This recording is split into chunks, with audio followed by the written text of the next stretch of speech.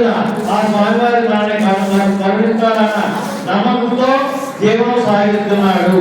భక్తకళ స్వరూపుడైన శ్రీమన్నారాయణుడు ఇదంతా గమనిస్తూనే ఉన్నాడు. ఎవరికైనా వారి పూర్వజన్మ కర్మ నివృత్తి అయ్యే సమయానికి శ్రీనివాసుడే ఏదో రూపంలో వచ్చి తన భక్తులను గొప్పగా ఆదుకుంటాడు. ఒకరోజు సాయంకాలం నాడు రోజులాగే మిత్రుడు సాకిరేవు నుండి బట్టలు కొనతో పట్టణానికి రోజు తిరిగి వస్తున్నాడు. ఇంతలో మార్గ మధ్యంలో వాడికి ఒక మొదటి బ్రాహ్మణుడు ఆశ్చర్యాడు. సహజంగా భక్తి శ్రద్ధల కలవాడు అవడం చేత మిత్రుడు భుజం మీద కోటలు క్రింద పెట్టి ఆ బ్రాహ్మణుడికి నమస్కరించాడు. అంతగా ఆ విప్రోత్తముడు, నాయన, ఈ ఎవరి కాలంలో ఎంతో బాధపడుతున్నావు, నీ బాధ చూడడానికే కష్టంగా ఉంది, నీవు ఎంత కష్టపడుతున్నావో కదా అని అన్నాడు. అప్పుడు మిత్రుడు, స్వామి, మీరెవరో మహానుభావులాగా ఉన్నారు, ఎక్కడ సంసారం భావం చేత నాకు ఈ పని తప్పడం లేదు, ఈ అవితనం పోయే మార్గం ఏదైనా సెలవివ్వాల్సింది అని విన్నవించుకున్నాడు. అప్పుడు ఆ ముసలి బ్రాహ్మణుడు, నాయన, తప్పని చెబుతాను, సావధానంగా ఎదు, నీ అవితనం పోవడమే కాకుండా నీకు అష్టైశ్వర్యములు కలిగి వ్రతం ఒకటి చెప్తాను.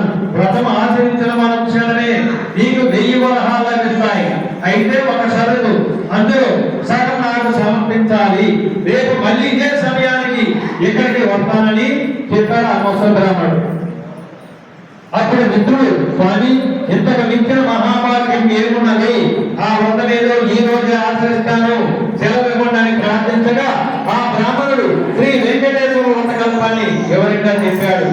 మిత్రుడు రెట్టించిన ఉత్సాహంతో ఇంటికి వచ్చి ఈ విషయం అంతా భార్యను చెప్పి ఇరుగు పొరుగులను ఆహ్వానించి శ్రీ వెంకటేశ్వర వ్రతాన్ని ఆచరించి తీర్థప్రసాదం కానుగా స్వీకరించి వచ్చిన వాళ్ళందరూ కూడా పంచారు.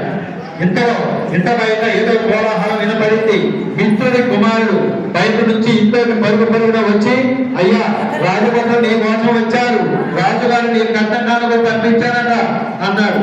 ఇంతలో రాజభటులు వచ్చి మిత్రుడి రాజుగారి ఆస్థానంలో చాకలిగా నియమించారని, 1000 వరహాలు బహుమానంగా పట్టారని చెప్పి మిత్రుడి చేతిలో 1000 వరహాల మనం పెట్టారు.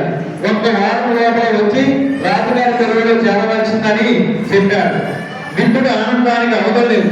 వారం దాకా ఎందుకు, రేపే వెళ్ళాలని నోటాకుండా తట్టుకొని మరుసటి రోజు తెల్లవారుజామునే ప్రయాణమయ్యారు. ఈ ఆనందంలో ఆ ముసలి బ్రాహ్మణుడి సంగతే మర్చిపోయారు.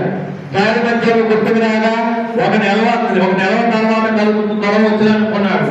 వెళ్ళి రాజాస్థానంలో చేరాడు. రోజులు నెలలు గడుపుతున్నాయి. ఆ బ్రాహ్మణుడికి ఇచ్చిన మాట పూర్తిగా మర్చిపోయాడు.